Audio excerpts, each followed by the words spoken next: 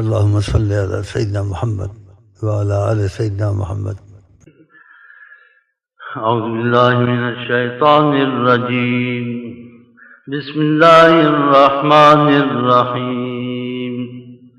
ولقد كتبنا في الزبور من بعد الذكر أن الأرض يرثها عبادي الصالحون إن في هذا لبلاغا لقوم عابدين وما أرسلناك إلا رحمة للعالمين.